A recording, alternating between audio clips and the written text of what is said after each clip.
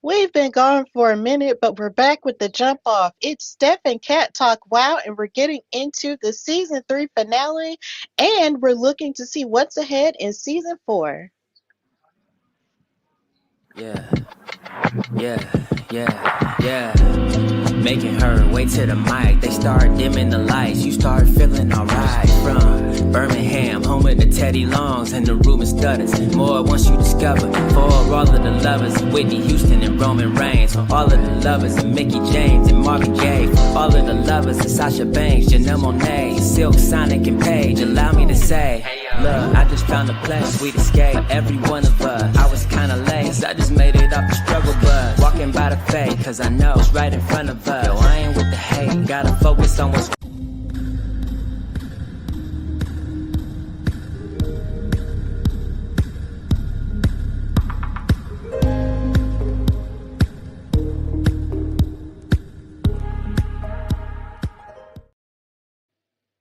Hey y'all, welcome to a new double dose episode of Steph and Cat Talk Wow, brought to you by the Hardy Wrestling Podcast and In Cat We Trust.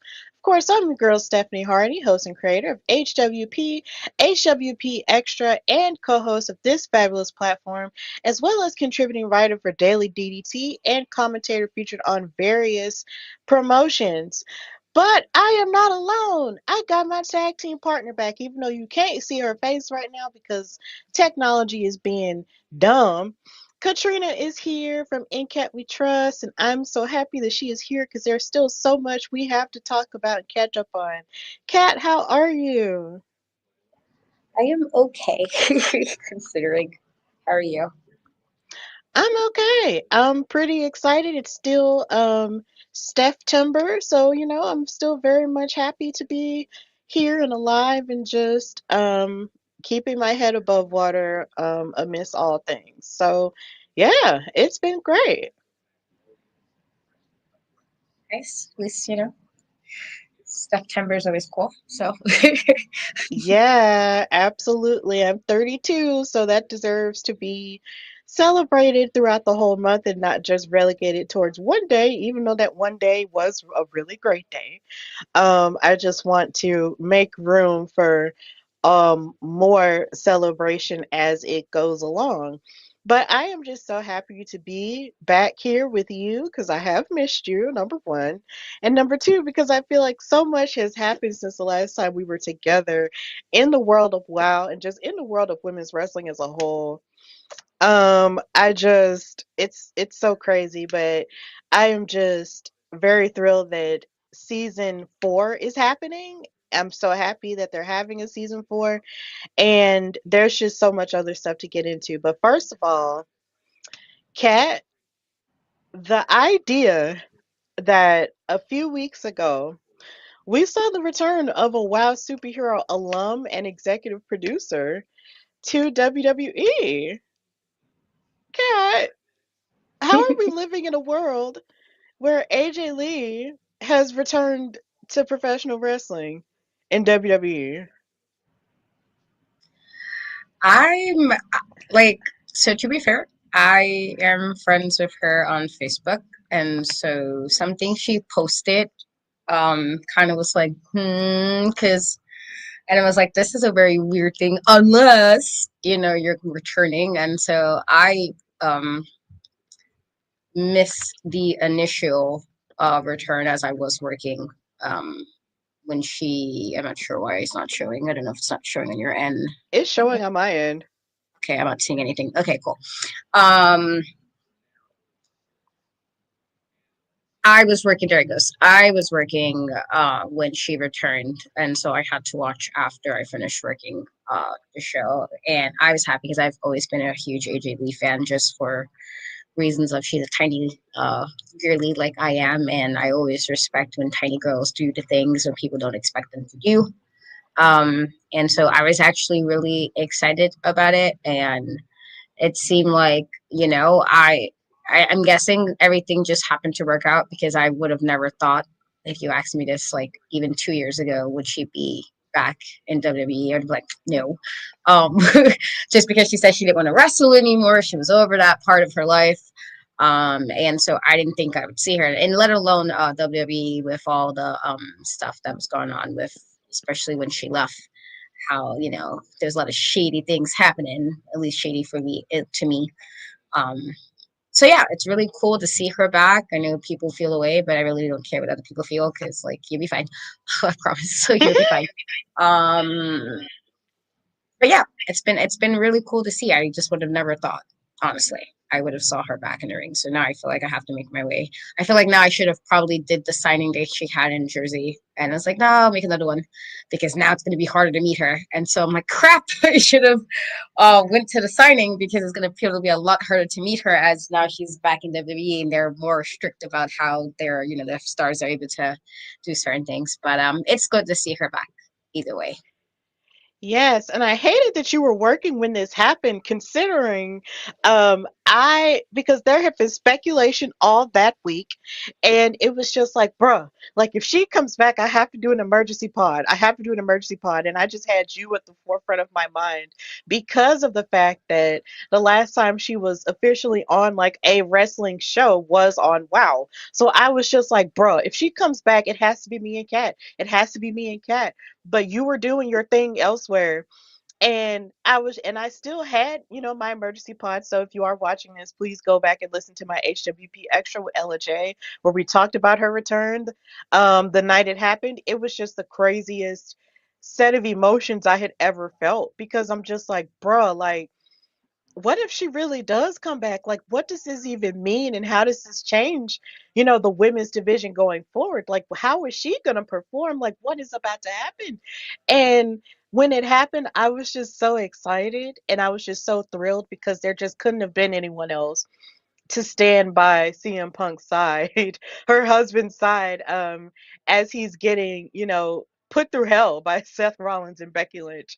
And it's just the most amazing thing ever. And I just had to just talk about it on here because I just really wanted to talk about it with you. And even on the show, on the emergency pod, I told Ella, I was just like, bro, when she was on Wow, like her wit and everything about what she knew about wrestling and what she added to that roster at that time was just impeccable. And she really added something to the show that I think we still miss. But, I am just very much happy that this is where she is and she gets to set new goals, because of course when she was at first at WWE, all the girls were just fighting for like one title, and now everything that she sort of championed has essentially come to fruition now. So there's so much more that she can do and so many more new dreams that she can have. But it's just an amazing thing. And there were even wild superheroes like Fury and former wild superheroes in the form of the Island Twins, formerly known as the Tonga Twins, who even posted about it as well. So a lot of the girls on WoW were very, very happy and very supportive of the idea that she made her big return and made such a huge splash socially. So us here on Steph and Cat Talk WoW just want to say congratulations to her. And we can't wait to see what she's going to shake up on this Saturday at WrestlePalooza in Indianapolis. I'm really pumped. Yeah, I am too. Which I will also be working again, so I have to like I'm gonna have to like watch periodically on my phone because I will also be working another show. So it just happens to be that way, which is unfortunate. But I am excited to see her first, like to see that setup, how she's gonna do, uh, in that kind of a setup for as long as she's been gone from that kind of in ring, from in ring competition rather. Yeah, absolutely. So, yeah, it's gonna be great. But Katrina, let's like let it just be known you are the hardest working woman in New York and New Jersey when it comes to these shows. So it's just awesome, and I just admire it. But you catch up when you can, okay? And that's all that there is to it, Kat, and that's cool. So Yeah, I just wanted to take some time to talk about that. Also, we have other wild news in the form of Chainsaw and Daisy Lane, who are making an appearance at Los Angeles Comic Con towards the end of September, the 26th through the 28th, and they're doing signings and meet and greets. So if you're in the Los Angeles area and you're just a fan of WoW, or you're just curious about what these two characters have in store in terms of WoW superheroes, please go visit them, get autographs, and do photo ops with them. Be respectful because people are crazy. And just have a good time with Chainsaw and Daisy Lane at LA Comic Con. Of course, WoW has great history with LA Comic Con, seeing as they taped an episode there, and we were present for it, and it was fantastic. It was also the same weekend that Katrina did her Women of Color in Wrestling panel at that con. So it's just really cool that they're continuing that relationship. So yeah, awesome sauce. We love meet and greets. And of course, lastly, when it comes to WoW news, WoW, of course, announced that they will be having their Las Vegas tapings at Fremont Street Experience on October 14th and 15th, and October 21st and the 22nd. Those shows are free of charge, and you can go and get tickets also for meet and greets as well. This looks like an amazing show. I wish I was going. We both wish we were going, but it's life and stuff in Las Vegas. And it just seems like Las Vegas is just becoming like the new place, the in place for either smaller wrestling shows or even larger wrestling shows or just fights in general. And it's just really great. And I'm just really happy that WoW is getting to have a backdrop like Las Vegas for their episodes for this new season. So Kat, how do you feel about all of this growth that WoW has going on for it? I think it's great. You know, they've come a long way from the new iteration, where it was still like, yeah, it was with, CBS and all that stuff, but like just to see that they're popping at the cons, like other people are knowing who they are, it's cool. I think that the viewership going up, you know, people having their favorite superheroes. I think it just speaks to just how much people really want to see women's wrestling. Again, no matter what the online people echo. I say that because sometimes some of the stuff up there is just super negative and ridiculous. But I think it just speaks to the fact that everybody wants to see what these ladies can do, and I think they have really been truly doing that. And yes, I would have liked to make it, but when you mentioned that, and I was like, I'm going to California like 2 weeks after, so I didn't even think that was feasible for me to pull off just because of that. But it would be nice at one point to see them live again and be Hmm. in the audience, so hopefully one day soon we can make that happen. Absolutely. Like if my heart were enough to pay all of the things to go, then I would be there. And that's just me just being absolutely honest. Like if my heart were enough, I would be there because it's just so amazing that they've reached this point and that we've been a part of, helping them get to this point and talking about them and spreading the good word about them and just covering them as if they absolutely matter as a promotion when others try their best to kind of just silence them or just ignore them completely. I take personal pride in having created this show with you, Katrina, for us to talk about these women that come from various backgrounds but just want to better women's wrestling in another way and in an alternative way. And I am just so happy and inspired by their growth. And like I said, if love were enough, I would definitely be there. So, yeah, I'm very excited. So, for those who want to attend, please go. I hear Fremont Street is very beautiful. When I was in Las Vegas earlier this year, I did not get a chance to visit, and I'm so upset about it because it looked so great. But um, Las Vegas has a lot going on. But still, please go to those tapings and go to those shows and yell for them, be respectful to them, but most importantly, enjoy yourself at this wrestling show. So, As we move into the season 3 finale, which was titled Unfinished Business, we go into a recap into what's been going on with Monsters and Metal, going up against Top Tier for the Wild Trios Championship. Um, and of course, they had a victory, but actually that wasn't for the championship. It was actually for a non-title, just essentially for revenge for how they were bullying Daisy Lane. And even when they got their revenge, um, Top Tier proceeded to tear up the little Daisy doll even more right in front of them because of course they were being sore losers, and they did it to upset Daisy Lane. And then as the camera, was getting ready to wrap up the show, they put the camera right on little Daisy's head that had just been severed off the doll. And the funniest part, this isn't like a funny situation at all, but I feel like the funniest part of this whole ordeal was just listening to David McClain basically go all JR on Top Tier and basically just cuss them out essentially for what they did to little Daisy. He was like, "Damn you, Top Tier, damn you," and I was just like, "Bro, this is really giving JR in the '90s," and I am trying my best not to crack up, but he was pissed off. I was pissed off. Everyone was pissed off, and it's just getting out of hand. So yeah, Katrina, how are you feeling about Top Tier just essentially just being bullies towards Daisy Lane and Monsters in Middle?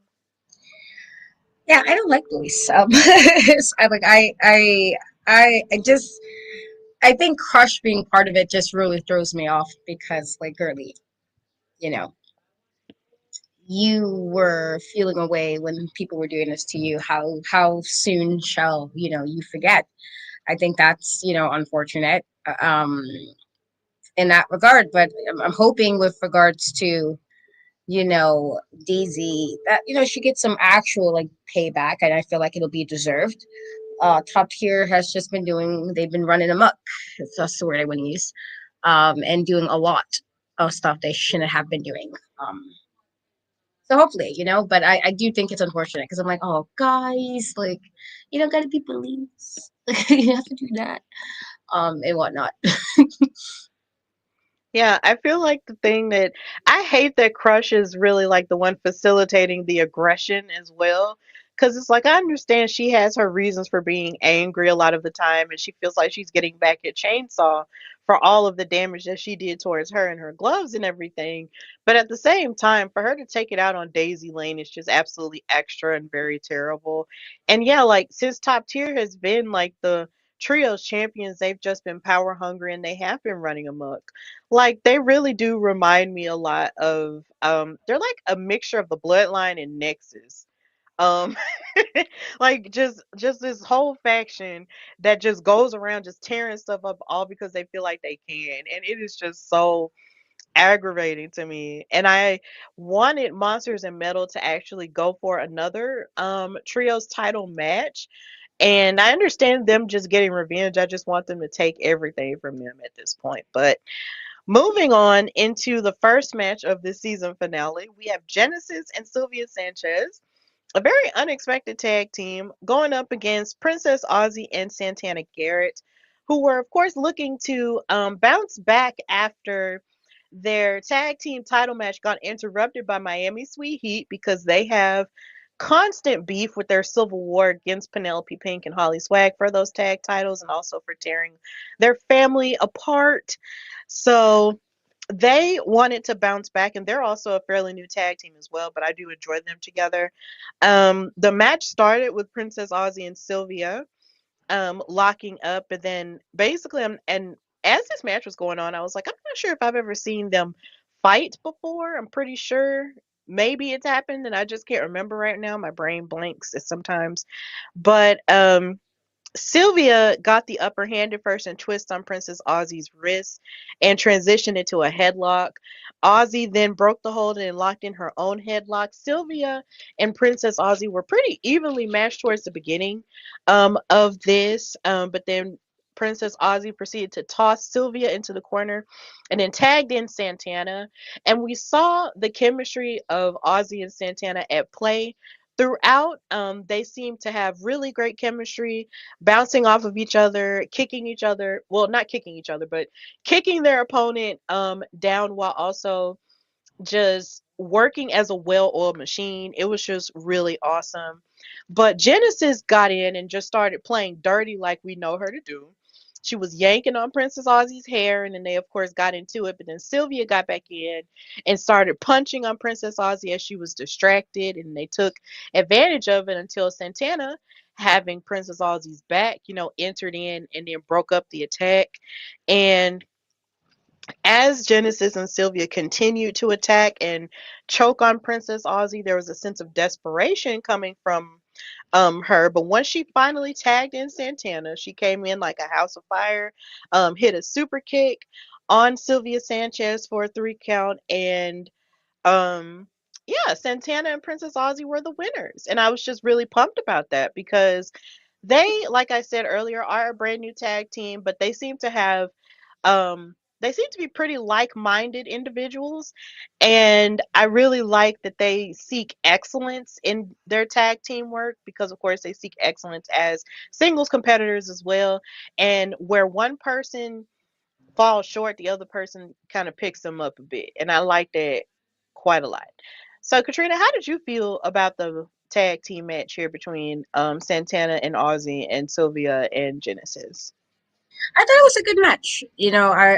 I'm with you on, like, even though I'm always in general with tag teams, it's like, well, what's the reason they're tagging? What is the common goal here? And while I'm not exactly sure with Santana and Aussie exactly what the goal is, what I do say is I do think they're aligned. And I guess that's, important when you're in a tag match and you're supposed to trust the person you're tagging with to make sure they have your back, make sure you're safe, but also make sure you get the win. And so I do think that they work well together. And I do think some of their style is quite similar with how they wrestle. I think there are things that are, that, if you need them to do more chain wrestling, they do it, but they can both get pretty high flying if you, like, both ladies can, do the top rope stuff and, the more flexible um stuff that some of the other ladies may not do on the roster. And so I do think they're a good team, but I do think that even with,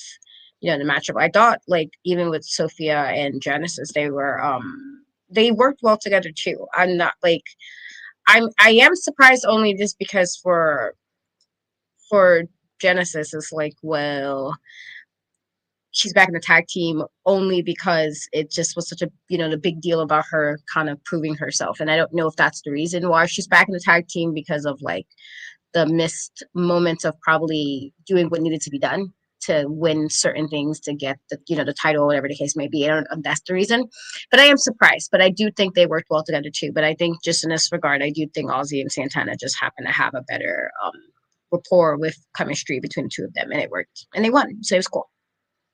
Yeah, it was cool. And yes, Sylvia and Genesis do work well together, but I just feel like Genesis just has just this apathy that just radiates from her whenever she's with a tag team partner, whether she's aligned with them or not. That just gives off the impression that she really just does not want to be there. And I just feel like if she's not ever going to be on that team of on that mindset of being back in a team again, then maybe they should just stop putting her in a tag team. Like, even though I understand that she um tends to fall short a little bit when it comes to reaching for the top goal, which is the Wild World Championship, I low key feel like maybe she should just have the chance to keep going as a singles star as opposed to just sticking her back to tag teams, because I feel like that's a pretty um no shade to anybody, of course, but I just feel like that's a pretty lazy thing to do. Um Considering this entire season, her goal was to basically break free and just prove herself, which she did, but she would always fall short. So I'm just like, why are we still, just placing her back with these tag teams or even placing her in trio stuff? Like, let her run amok a little bit as a single star and let her get her beak wet when it comes to stuff like that. Let's not just stick her back in an area where she clearly doesn't want to be. So that's just kind of how I feel about the situation. But I've loved that Santana and Princess Aussie won. Like I said, they're very like-minded, and I think they can go far. Um, and I feel like they could very well be on the list of people who could win the tag team titles after this civil war is over. But we'll get to that in a minute. So after this match, we go backstage with Samantha Smart and the Classmaster. And Samantha Smart gave this factoid that said, "Did you know?" She said, "Did you know that the residents of Nashville, Tennessee have a lower IQ than the national average?" And she proceeded to explain that the stupid grin on Nikki Nashville's face, like she basically call her grin stupid, and I was just like, that's rude.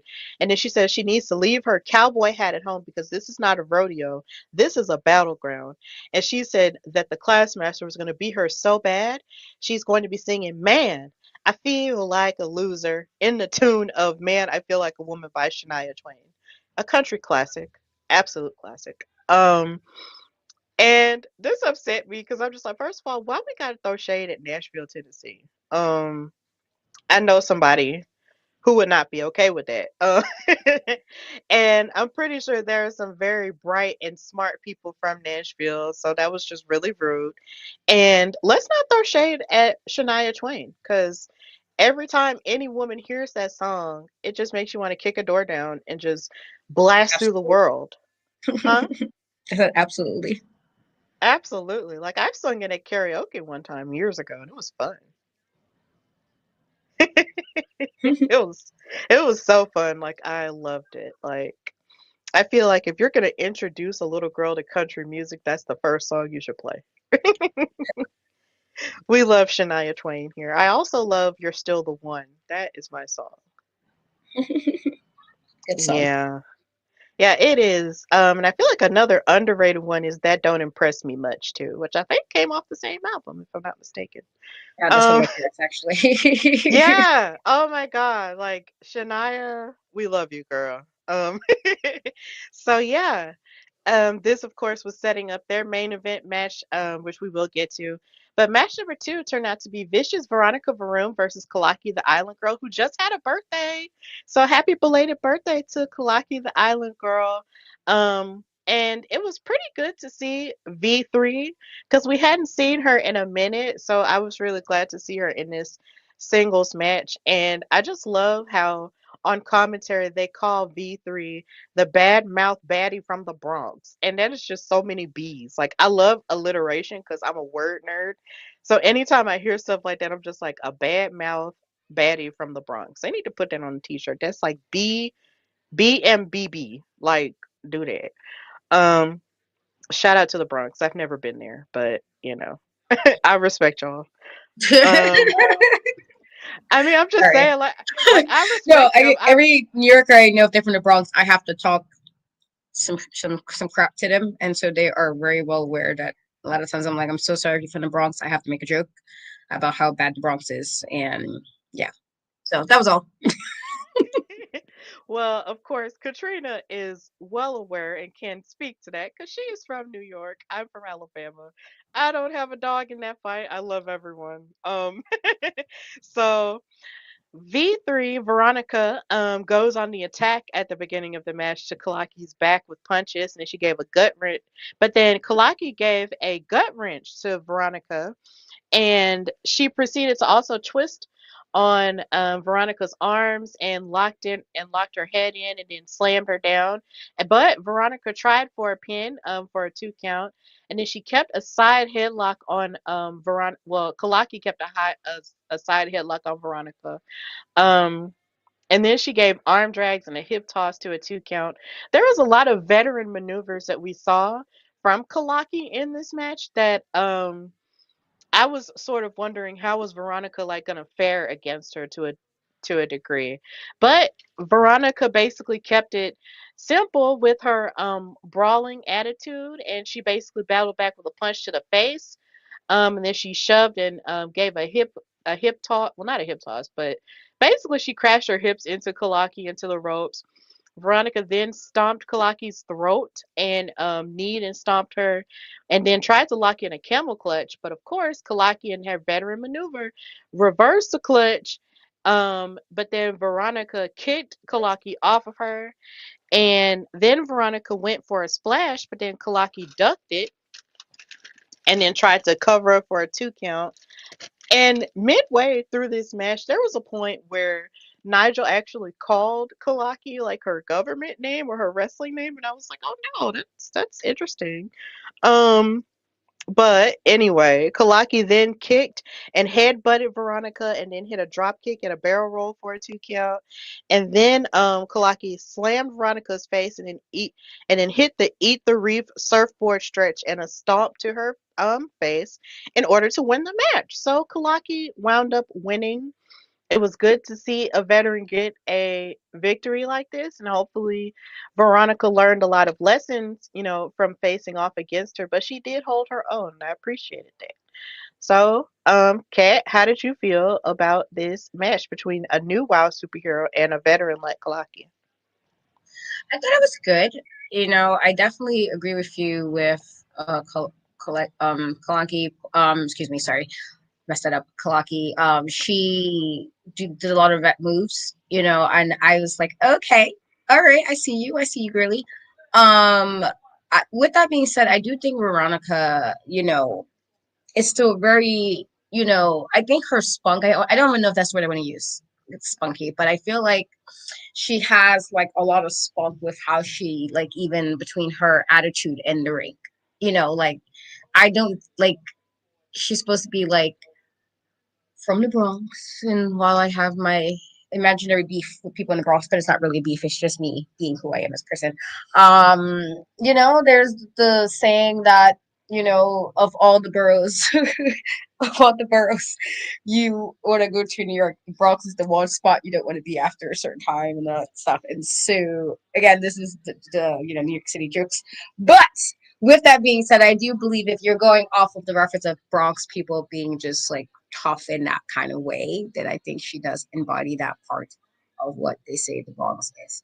But I do think it was a good match, that it was even and fun in aspects of just kind of watching, because I think their styles are a bit different. I feel like there's a difference of how they wrestle, but it worked well. And it didn't like clash too much and it be like, there was no chemistry. They had good chemistry. I thought it worked well, but I do think it was a highly like enjoyable match. So it was good. Yeah, it was enjoyable. I really liked it. And yeah, Veronica, there's a brashness to her. That is just, it's infectious, but then it can also get in your way sometimes when you feel so brash and you're so high off of your brashness that you forget to kind of lock in on the basics. And I think when it comes to Kalaki, like, she has the basics down, and she utilized a lot of the basic maneuvers as well as a lot of her special offense to get the upper hand over V3. So that's really where Veronica has to work on. That's what Veronica has to work on a little bit. But I did enjoy watching them both, just trying to take each other down. And it was just really great. So I really enjoyed that match. So we moved into the rest of the episode. There was a recap of Kara Kai's journey since losing Terra Strike as part of the Dojo Defenders, and how she's sought out different partners to go after top tier for the trios titles. But of course, to no avail. So now her and Xena Phoenix have formed a bit of a partnership in the tag team division until, of course, Terra Strike comes back, which she kind of alluded to a little bit. So I'm not entirely. I hope we do see Terra Strike again this season because I've been missing her. Um, and I love her, outside of WoW as Tootie Lynn. That's my fave. So Xena Phoenix and Karakai had a rematch from a few weeks ago on this episode against Animal Instinct, friends of the pod, who we just interviewed. So if you have not checked out that interview that we had with them, please check that out. It was fantastic. So with this rematch, Goldie and Katarina were victorious the first time. And it was interesting because the first match started off with Katarina and Xena Phoenix, but this one started off with Goldie and Xena. And Goldie was like, "Look, I want a piece of her this time, so let's start off with this." And Goldie, of course, to begin the match, she raised her hand to feign a lockup, and then she wound up disrespecting Xena by mushing her face. And then she ran away to tag Katarina. And I was just like, Goldie, what the heck? So after that point, Xena grabbed Katarina's waist after she tagged in and then threw her down and then she suplexed um and tossed her body over Katarina for a 2 count.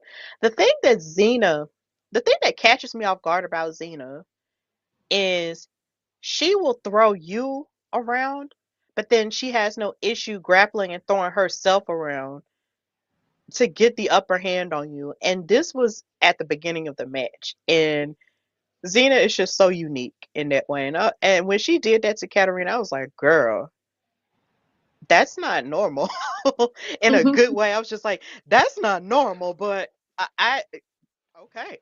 Um, but then Goldie gets back in. She choked Xena Phoenix, but then Kara, reversed and actually choked Katarina out. And then Goldie was like, "You let go first," and they both had to decide that they were going to let go of each other. Then Xena exploded into a clothesline into Katarina, and then she tagged Kara, who missed a kick, but then she connected with another one to Katarina's back for a 2 count. Kara continued to kick and strike Katarina in the corner of the ring, but then Goldie stopped Kara's Hurricanrana attempt by basically pushing her off the top rope, and just playing those dirty games, and then Katarina kicked Kara down. Then Goldie comes back in, hit a sidewalk slam, and bounces a kick off the ropes to Kara for a 2 count. This match was very high powered. I enjoyed it very much. Katarina tagged in while Goldie had a hold of Kara, and then Kat slammed Kara's head for a 2 count. Then Kara fought back with a series of kicks and tried to tag Xena, but then she got blocked by Katarina because Kat had basically just had a lot of what Kara was doing scouted. Um, then she gave Kara a cat scratch and a curb stomp, and they proceeded to isolate her further until Kara was finally able to tag Xena. And Xena rolled under Goldie's clothesline and then gave arm drags and a hip strike for a 2 count. Then Katarina left her corner and started fighting with Kara, but then Animal Instinct threw themselves into flying punches with Kara and Xena. And they went for spears, but then Kara and Xena had it scouted and then hit a double sunset flip and an armbar in order for them to tap out. And Team Dojo Phoenix wound up getting the upper hand and winning. So after they won, David McClain interviewed them, and Kara stated how grateful she was for Xena stepping in to be her partner and compliments her in ring growth, um, from being a shy wrestler to now being very fierce in the ring. And Xena said that she came with a purpose and to set a new legacy in the ring as well. So that was really cool. I enjoyed hearing Kara Kai encourage Xena Phoenix. That was very um different from what you see in other wrestling shows because you just don't hear that often. It's like you hear it in like interviews or you read it in books or articles or something like that. But to see it on screen kind of just healed a bit of my brain, and I like that very much. So yeah, Xena and Kara wound up winning. So Katrina, how did you feel about their rematch? I thought it was a good match. This was one of those times where I do think Animal Instinct might have just gotten a little too carried away with regards to thinking it was going to be a walk in the park. I think that when there's a feud or there's a rivalry, whatever it may be, it's, obviously if you get one over them the first time, that's great. But a good opponent will try to see what they messed up on the first time so they can come back better the second time. And I feel like Animal Instinct uh a fault might have gotten just a little bit too big for the britches of thinking it was going to be easy to you know, have the another win in this battle of with them so far. I do think that you know, Zena I'm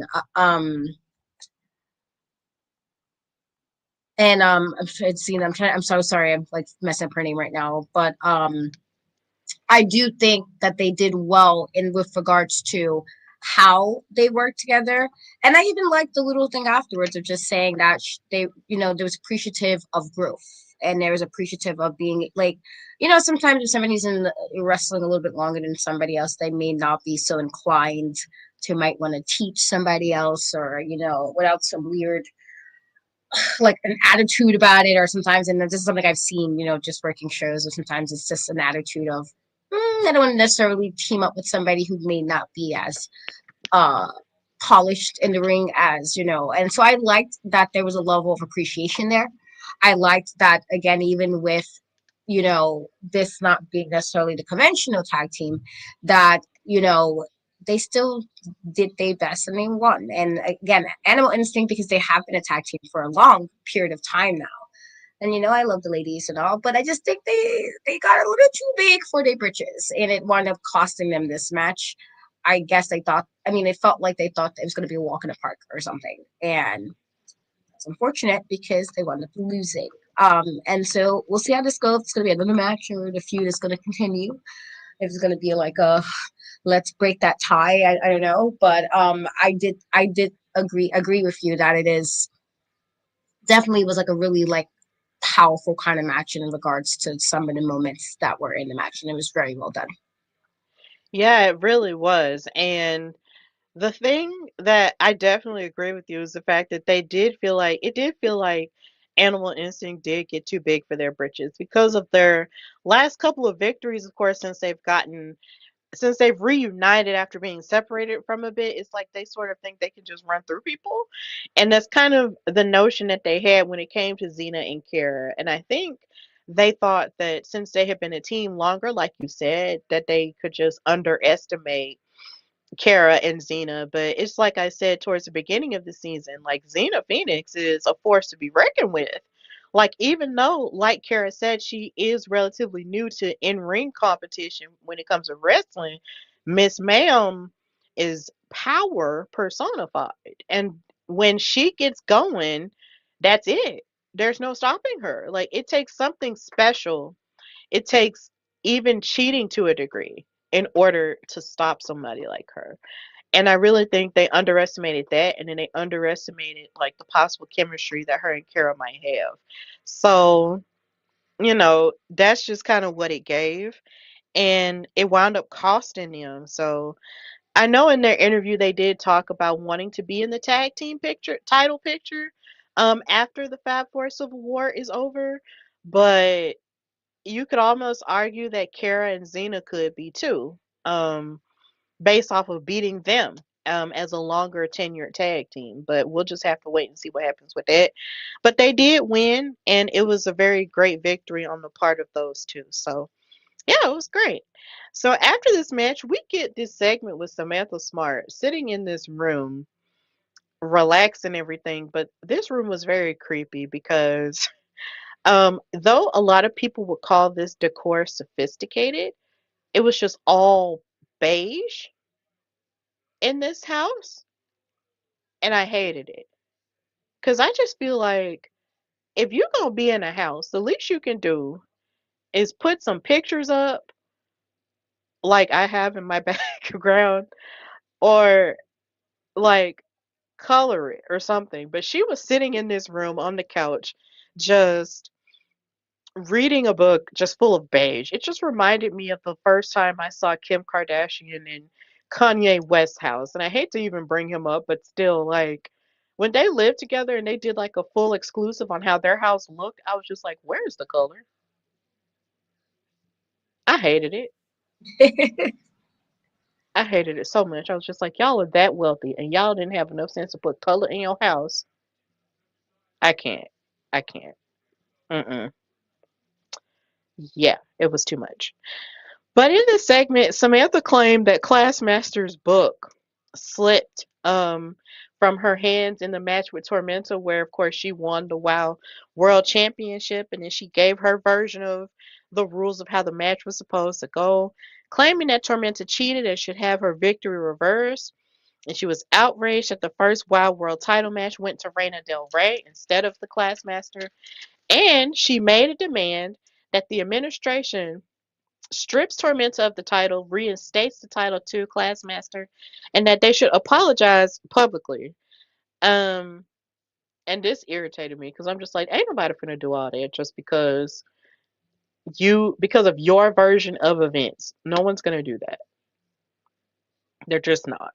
So Samantha is just doing whatever she can to try to like get the title back in Classmaster's hands, except have her fight for it. And I hope when Tormenta comes back, they fight each other just so Classmaster can know what the heck is going on. But I'm just gonna need for Samantha Smart to get some color in that house.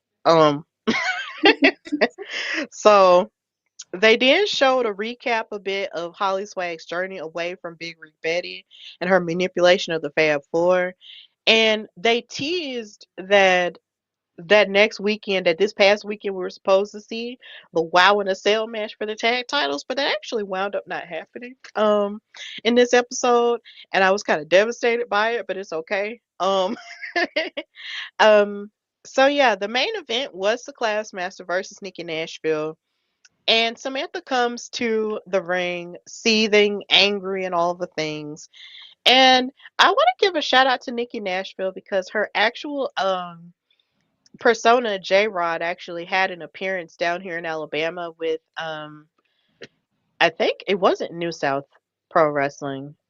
I think it was New Era Wrestling in Tuscaloosa, and she has connections with Tuscaloosa, Alabama, because she attended the University of Alabama, aka Roll Tide with the Crimson Tide, and she actually had a match with Gia Miller, who also attended the University of Alabama from TNA.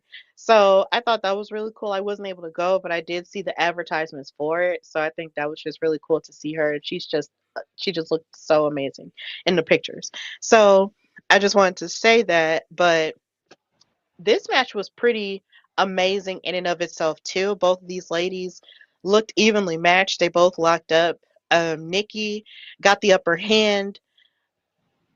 Wow, I just realized something. Nikki got the upper hand with push by pushing Classmaster, but then Classmaster mushed Nikki's face, and they locked up again and did a little dancing back and forth. Then the Classmaster blocked Nikki's arm drag attempt, and then Nikki transitioned into a pinning combo, and then hit a rolling pin, but then Classmaster kicked out and then hit another pin attempt for a 1 count. Nikki rolled under Classmaster's arm twice, and then the Classmaster flipped over the rope and then speared Nikki through the middle rope, and then basically just rang Nikki's neck in the ropes to get the upper hand.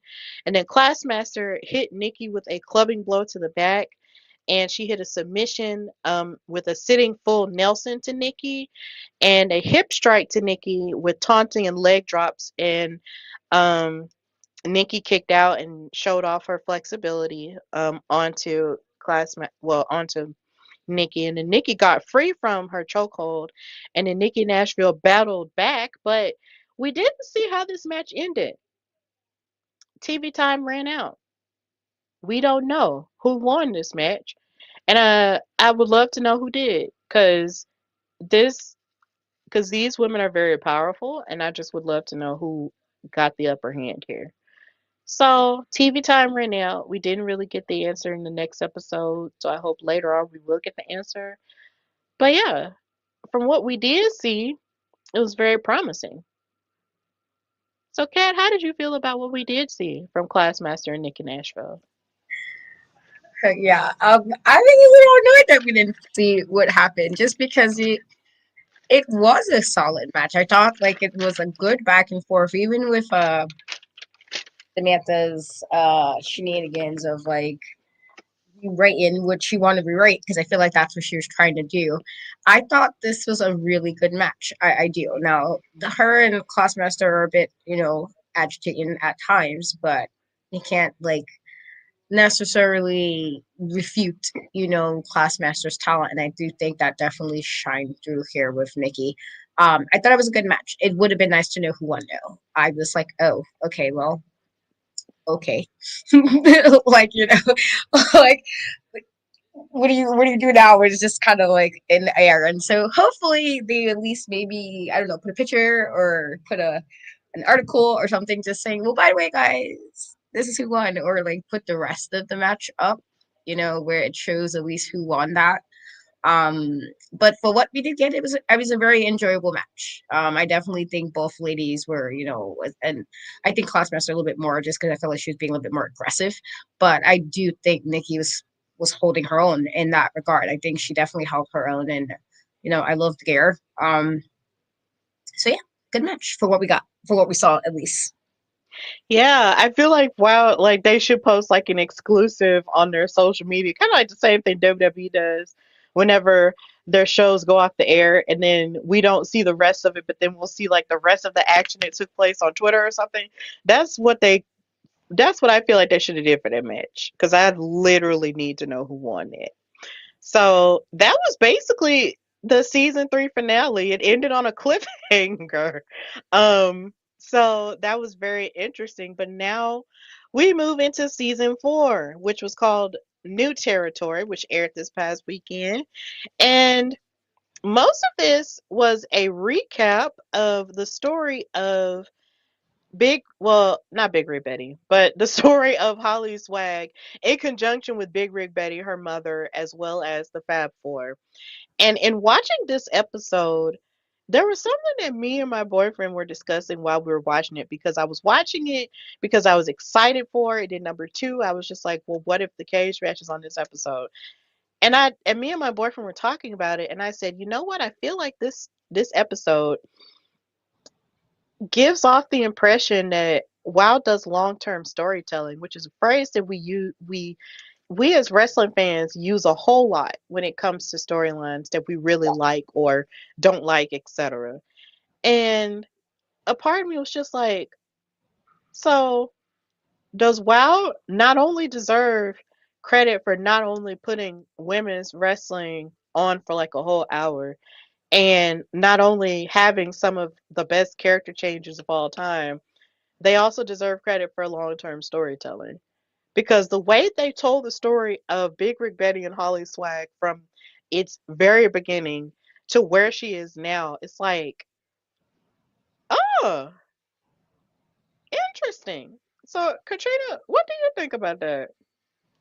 Yeah, no, I definitely think, considering when we were introduced to them on WoW and how they were the mother daughter team and they were supposed to be like, the girlies on the road, it was supposed to be like a certain way, to going how she got a little taste of what it could be being with the Fab Four, and she threw her mom basically under the bus because I think she did.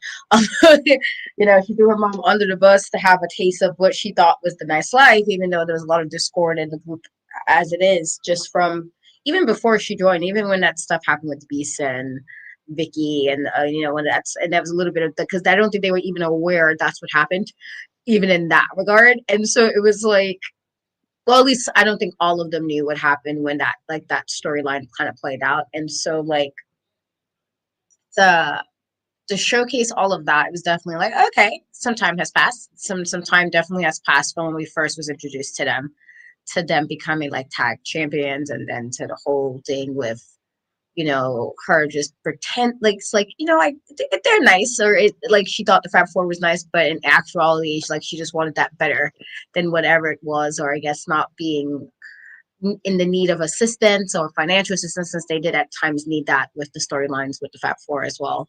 They needed assistance for certain things that was happening on and the WoW storylines, and so it was definitely something you're like, oh, okay, like that kind of went by. Like I guess it doesn't seem like it was as much time as it was until I guess they kind of did it like that. Yeah, like, because even when they were showing it from the very beginning and showing um how they basically helped the Fab Four with their toe job, and then Lana offered them. It's so funny now that I'm thinking about it and putting it together. It's like Lana didn't have money to offer them for the toe job, so she gave them tickets to WoW. And it's so funny that she only had that to offer, and then only for them to have to like owe her money because they used her her hotel and everything, and oh my god, it's crazy. But it's just, and even then with them helping Jesse Jones, like they weren't just helping Jesse Jones beat up on IQ Superior and just seeing Commander Spar slash Amber Rodriguez on there again. I was just like, I look, you want to get emotional. I was like, oh my god, we've really been there from like the jump of this reboot, like, because oh my god, it was so crazy. Um, and then I saw G.I. Jane again, and I was like, oh my god, I miss her so much. Like, it was just so funny. And then after, of course, they helped Jesse Jones and beat up on IQ Superior. It showed them, of course, joining the Wild roster and racking up wins so they can get a tag team title opportunity. And it showed them, of course, fighting in that hardcore match. They replayed the hardcore match for the tag titles, in which they won for the first time, becoming the first mother-daughter tag team to ever win the Wild Tag Team titles. So that was really cool. But in between there, we saw a never before seen match between Magnificent Miranda Mirage and Tiki Chamorro. And this was very interesting because in feeding into the announcement that they were going to make about Las Vegas and their show there, they were talking about Miranda Mirage's past history with being an assistant um, to a magician in Las Vegas. And so they had her in this match. Her and Tiki put on a very solid match. They locked up and then traded wrist twists throughout. And then Miranda pushed over Tiki and then talked smack to her and everything. Then Tiki hit two arm drags and a snap mirror and a crucifix pin. And then, of course, as they do-si doed around the ring, danced a bit, M3 kicked Tiki in the chest and then headbutted her into the turnbuckles. And with this match, we saw a lot of the toughness and the caginess that Miranda exhibits in her matches. I kind of wish we saw more of it this past season. Um, because there were only a few times we did see her in the ring per se, like even with tag team stuff a little bit, but not a whole lot. Um, Tiki did fight back, however. She elbowed and but gave like a stiff arm clothesline series to Miranda, but then Miranda ducked the attack and then kicked Tiki in the corner and then gave a front face lock into the abracadabra DDT for the win. And Miranda Mirage wound up winning. So that was cool. For a never before seen match.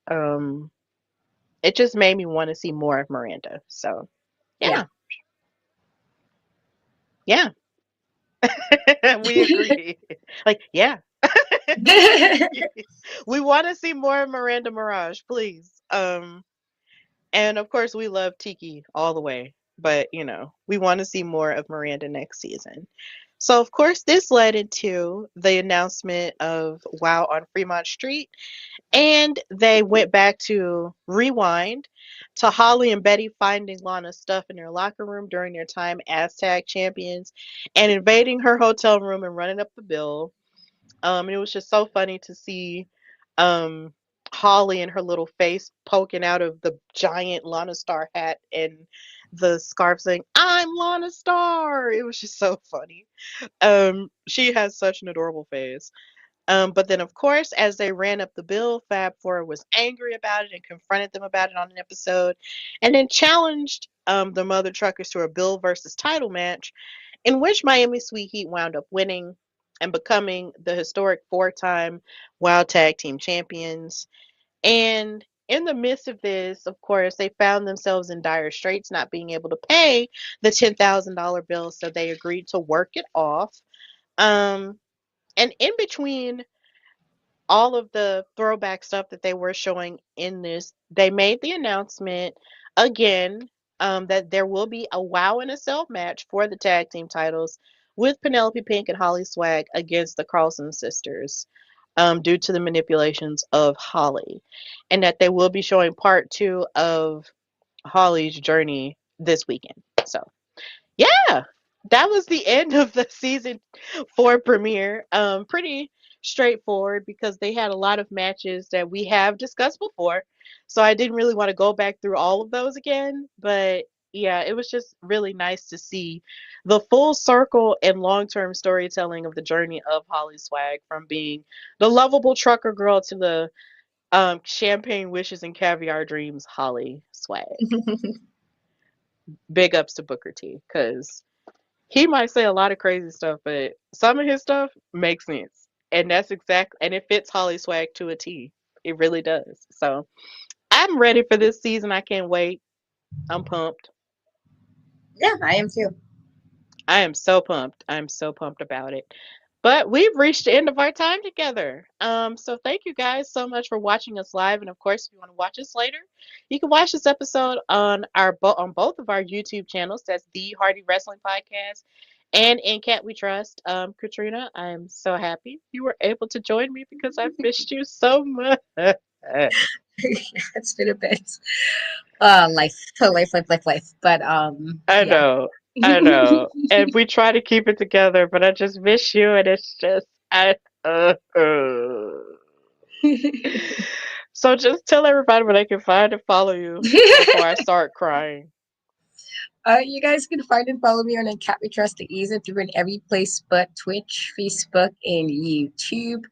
Um, I've been all over the place, honestly. I am also on a crazy deadline for a book that should be out hopefully before by October. And so it's been very hectic. And then kids start school again. So I do apologize for my delay with a lot of things. But yep, just check me out on there. And sometimes I do stream me playing DVDs. So check that out and watch me yell at stupid people online, do dumb stuff.